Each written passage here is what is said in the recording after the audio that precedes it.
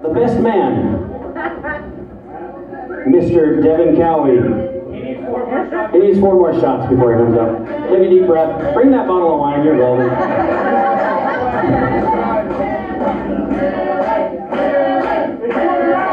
You have some fans.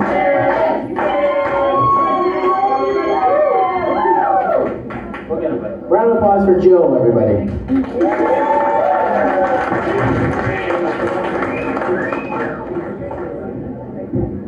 That's thick.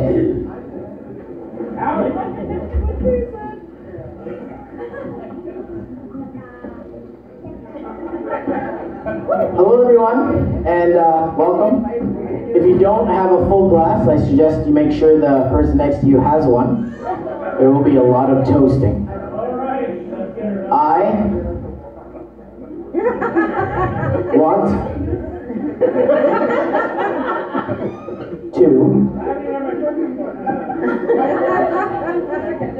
thank everyone who's made this day possible for my brother and his beautiful wife, Tiff.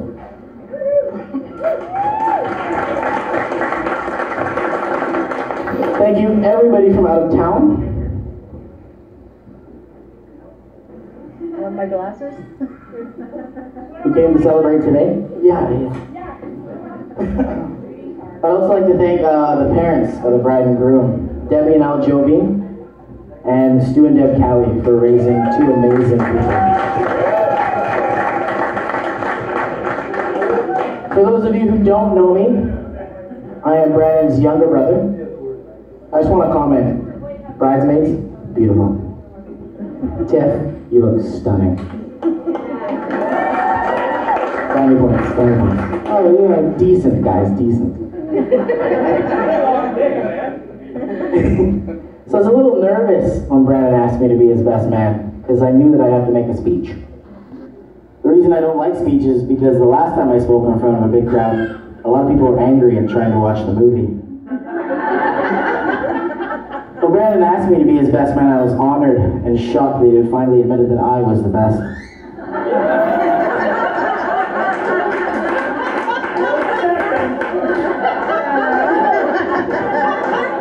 After he'd asked me, I had to do my research on what I was supposed to do. Number 1 being the bachelor party, which I think was a pretty decent success. Remember, as Brad once said, what happens in Victoria stays in Victoria.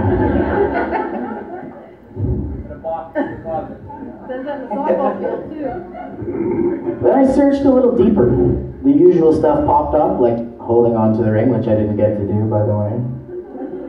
Started to click on a few more things and got to the Lord of the Rings facts. Did you know that Sean Bean is afraid of riding in helicopters?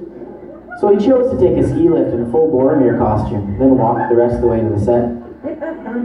A few more clicks. Did you know that Sean Bean dies in 1/3 of his movies? Nicolas Cage was 4th on that list, with 16 on-screen deaths. Also, the new National Treasure movie is going to be about Egyptian pharaohs and lost tombs. A few more clicks and I was on a cat playing the piano. Why is it whenever you search up stuff online, you always get to cat videos or babies crying or laughing? After hours of research and searching the web, I remember that I was trying to write a speech. Growing up, Brandon and I, we didn't really get along. Being 6 years apart, it's quite the generation gap. We had lots of different interests. For instance, Brandon loves bowling. Wait a minute. Brandon loves to sing. Oh, damn, me too. You got a ride there, buddy? Brandon loves a ride. I know I have one. Well, Brandon went to university, and got a degree, went to Alberta, made some money, came back, got another good job, met Tiff, and is now getting married, and I worked at Canadian Tire. So there's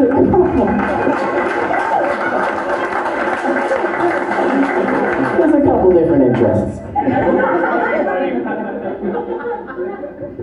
Brandon is an awesome guy, and even after all those years of hating each other and fighting, I've always looked up to him. Brandon met Tiff at a very unfortunate time in my life. The first night I met Tiffany was also the first night my older brother was taking me to my first bar. I could only imagine what her first thoughts of me were, standing up there slurring the words to Hooked on a Feeling. Now, Brandon and I don't like to drink that often.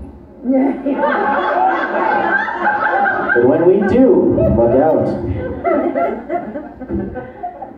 I know Tiff was made to be Brandon's wife, because I don't think there's anyone else in the world patient enough to handle Brandon and I when we've been drinking.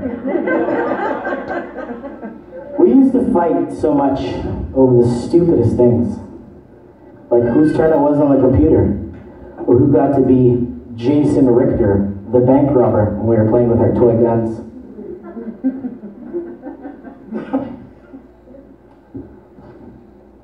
Or who was going to do which chores. Just once I wish you'd let me wash the dishes instead of dry. And man, did he ever tease me. I remember one time, Brandon was 12 or 13 and I was 6 or 7. I lost my toy car underneath the couch. Brandon had told me to lift the couch up so he could reach under and get it. Well, he said that he had got it, so I dropped the couch. And he started yelling and screaming. He said I dropped it on his hands. Well, I just started bawling my eyes out. And ran away. I'll never forget this, Brandon. So remember, the story of the boy who cried wolf. If you ever need help getting your car unstuck, I'm running away. But in all honesty, Brandon was always there to protect me, no matter what. Fast forward a few years. What? The Pat story? No, I'm not telling that story. That's for another day. Fast forward a few years, Brandon was 16 or 17, and our parents went out bowling, and he was babysitting. Brandon was upstairs watching wrestling and talking to Mike on the phone when he hears a noise from downstairs. 13. Oh, even worse. Oh, good. Oh, I remember as being woken up in the middle of the night, Brandon standing in front of me with a knife in his hand. He got up, took me to the living room, and called Mom and Dad, told them that he thought somebody was downstairs. Dad said they were coming home soon, and when they arrived at the house, Brandon and I were just hanging out on the couch. With a knife in his hand, by the way. So Dad went downstairs to investigate the problem. Thanks, Brandon, for saving my life from a bunch of falling bottles and cans.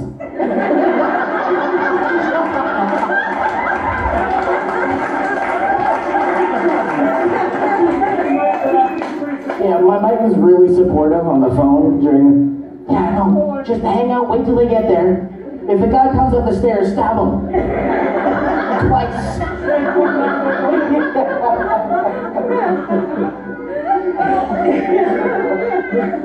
Tiff, no matter what, you'll always be protected. By yourself. Because Brandon will probably be running in the other direction with a knife. Tiff, welcome to the family. You know exactly what you're getting into. I'm sure one thing is for certain, you're not going to have a boring marriage with Brandon. He was always there to light up a room with any one-liners or jokes he sees fit. Between Brandon and myself, and pretty much every other part of the family, you will always be entertained. I once said that in life, everyone falls into a hole, and they sit there waiting for someone to grab them.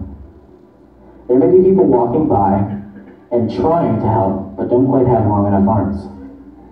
That one person will walk by and have long enough arms to reach down and yank you out of that hole. Tiffany is that one person for Brandon. I'm glad that they found each other.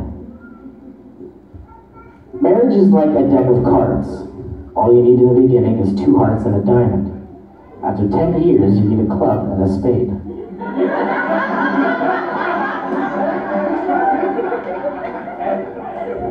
Now, you and I were never close, but look at us now. together almost every weekend and usually enjoying each other's company. As we grew, we matured and got closer. Marriage works the same way. It is going to have its struggles, but as you grow with Tiff, things will get easier and you too will become closer. So here's to your newfound happiness together. Love you both lots. Cheers.